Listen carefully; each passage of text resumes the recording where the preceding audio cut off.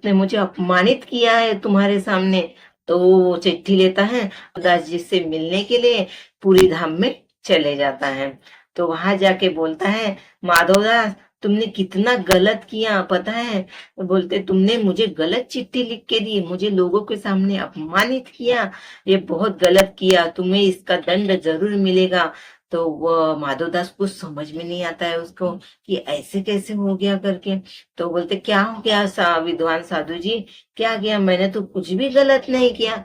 वो विद्वान साधु बोलता है कि मैंने तुम्हें बोला था तुम मुझसे हार चुके हो, तो तुमने लिखा कि विद्वान साधु आपसे हार चुका है। ये गलत बातें तुमने कैसे लिखी, मैंने तो तुमको कुछ और ही लिखने के लिए बोला था। जी समझ जाते मेरे प्रभु ने ही मुझे हारना नहीं चाहिए करके कुछ न कुछ गड़बड़ी करी है करके। तो अपने प्रभु को याद करता है और बोलता है, प्रभु तुमने क्या कर दिया। तो फिर वो बोलता है, वो ये नहीं बोलता कि प्रभु ने मेरे ये किया है करके। तो वो विद्वान को बोलता है, जो अपराध मेरे से हुआ है उसका जो दंड देना होगा वो आप मुझे दे सकते हैं। वो साधु विद्वान क्या बोलते हैं, तुम एक तो मेरे साथ विद्वान की परीक्षा दो, मेरे साथ संवाद साधो कि कौन विद्वान है, आपकी मैं तुमसे जीता तो आपको गधे पे बैठना पड़ेगा माधवदास जी, और चेहरे पे कालिख पोत के सबके सामने आपको बोलना पड़ेगा कि इस विद्वान साधु ही मेरे से बड़ा विद्वान है। तो वो बेचारा माधवदास वो क्या बोलता है, साधु महाराज आप जैसा कहोगे मैं वैसे करूंगा। मैं तो पूरी धाम में तो थे, प्रभु जी तो देख रहे थे, उनकी कृपा से कैसे हट सकते थे, वो अपने दास को कैसे हारते हुए देख सकते थे। तो बोलते, चलो फिर कब जाना है पूरी धाम में। माधवदास जी बोलते हैं, वो देखो अब आरती का समय हो रहा है साधु महाराज, तो मुझे प्रभु के दर्शन करने के लिए जाना है, तो मैं प्रभु के दर्शन करके आता हूँ, फिर मैं आप जो बोलोगे मैं वैसे करता हूँ करके। माधवदास जी प्रभु के दर्शन के लिए मंदिर चले जाते हैं। तो प्रभु के दर्शन करने के लिए जाते हैं तो प्रभु जी तो देख लेते हैं कि माधवदास आ गए और ये कुछ तो इसके साथ गलत होने वाला है। और वो तो प्रभु है, वो अपने दास के साथ अपने भक्तों के साथ गलत कैसे होने दे सकता है। साक्षात जगन्नाथ जी माधवदास जी का रूप लेके उस विद्वान साधु के पास माधवदास की कुटिया में आते हैं। फिर विद्वान साधु बोलते, माधवदास अरे वाह तुम तो जल्दी आ गए प्रभु के दर्शन करके, चलो फिर घोड़े में बैठो और चेहरे पे कालिक पोतो और मेरे साथ पूरी धाम में घूमो। और जगन्नाथ जी ने माधवदास जी का रूप लिए थे। वो बोलते हैं, हे साधु महाराज इतनी भी जल्दी क्या है, एक काम करिए, चलो आप मेरी परीक्षा लेने चाहते थे, आप मेरे से संवाद करने चाहते थे विद्वानों का, चलो आज वही कर लेते हैं। तो वो विद्वान साधु बोलता है, ऐसे कैसे, तुम तो पहले नहीं बोल रहे थे। मैं तो बोलते हैं, मैं मंदिर गया तो प्रभु के दर्शन किया तो मन में आया कि क्यों ना मैं एक बार इनसे संवाद साध ही लूं, उसके बाद भले हार जाऊंगा तो पूरी धाम में पूरा घूम लूंगा। साधु बोलते, तो ठीक है, तो चलो तैयार हो ना मेरे साथ संवाद साधने के लिए, विद्वानों की परीक्षा देने के लिए। तो माधवदास बोलता है, हाँ ठीक है। पर माधवदास तो जगों के नाथ थे, उन्होंने ही उसका रूप लेके आए थे, उनसे कौन जीत पाता था, आप ही बताइए।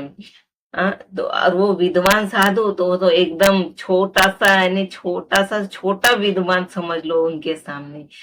उन्होंने तो उस विद्वान साधु का पूरा घमंड अहंकार सब उतार के रख दिया। और तब जाके उस विद्वान साधु को जिसको अहंकार था उसका अहंकार चूर चूर हो गया और घमंड टूट गया कि मेरे जैसा। माधवदास जी के पैर पड़ने लग गया और प्रभु करके बोलने लगा, हे प्रभु माधवदास जी, सही में आपसे बड़ा विद्वान इस दुनिया में कोई नहीं है। मैं अपने आप को आपके सामने माफी मांगता हूँ कि ये माफी वाफी नहीं चाहिए मुझे, माफी लेके क्या करूंगा।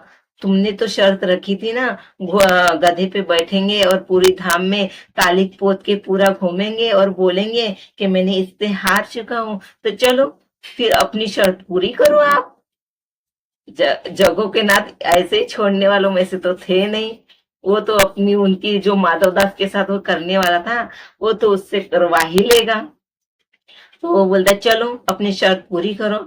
तो गधे को लाते हैं और उस जो विद्वान साधु था उसको बैठा के उसके कालिक पोत के पूरी जगन्नाथपुरी के चक्कर लगवाते हैं और उससे बुलवाते हैं कि माधव दास जी जैसा कोई भी साधु संत इतना विद्वान नहीं है इस दुनिया में, वही सबसे बड़ा विद्वान है करके उससे बुलवा बुलवा के पूरी धाम का चक्कर लगवाते हैं। लगाते जब माधवदास मंदिर से निकलता है तो रास्ते में उसको वो साधु विद्वान जी दिखते थे जो, तो माधवदास बोलते क्षमा कर रहे प्रभु, नीचे उतरिए, आप ऐसे कहते कि ऊपर बैठ के कालिक पोत के क्यों जा रहे हैं, मुझसे फिर से कोई गलती हो गई क्या, क्षमा कीजिए, उतरिए उतरिए। तो विद्वान साधु इतना ये हो जाता है, डर जाता है, बोलते मुझे माफ करो माधवदास, मेरे से ही तो मेरी परीक्षा लेते। तो माधवदास बोलते मैंने तुमसे कब परीक्षा ली? तो वो विद्वान साधु बोलता है अभी तो ली थी तुम्हारी कुटिया में, इतनी बड़ी परीक्षा तुमने सभी ज्ञान नहीं है विद्वानों का और साधु संतों का, ये मुझे आज पता चल गया, तुम तो सबसे बड़े विद्वान हो माधवदास, तुम्हारे जैसा विद्वान इस दुनिया में कोई नहीं है, मुझे माफ। माधवदास समझ जाते हैं कि मेरे प्रभु ने कुछ न कुछ किया है।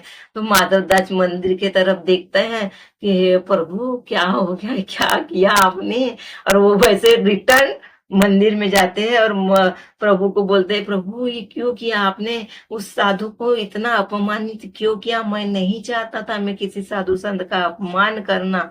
ऐसे वो मन में ही बातें प्रभु के साथ करता था। तो प्रभु की आवाज वहां से आती है माधवदास को, माधवदास मैं तुम्हारे साथ गलत होते हुए कैसे देख सकता हूँ, तुम तो मेरे सबसे अच्छे दास हो, आता देखो ये मैं देख नहीं सकता। तो इस तरह उस इंसान का घमंड और अहंकार चकनाचूर हो गया और वो साधु जगन्नाथपुरी के पूरे दर्शन करके वापस काशी चले गए। इसलिए कहते हैं पूरी दुनिया भी जीत सकते हैं संस्कारों से और जीता हुआ भी हार सकते हैं अहंकार से। तो अहंकार कभी ना करिए और घमंड तो बिल्कुल भी ना करिए किसी बात का कि आप सबसे ज्यादा ज्ञानी हो, ज्यादा पैसे वाला हो, या आप कभी मत करिए क्योंकि कौन सा समय कब आएगा किसी को भी पता नहीं होता है। इसलिए मैं हमेशा कहती हूँ कुछ तो करना होगा ऐसा कि कोई तो करना चाहे आपके जैसा। तो फिर मिलते हैं नेक्स्ट स्टोरी के साथ, नए वीडियो के साथ। तब you thank you for watching.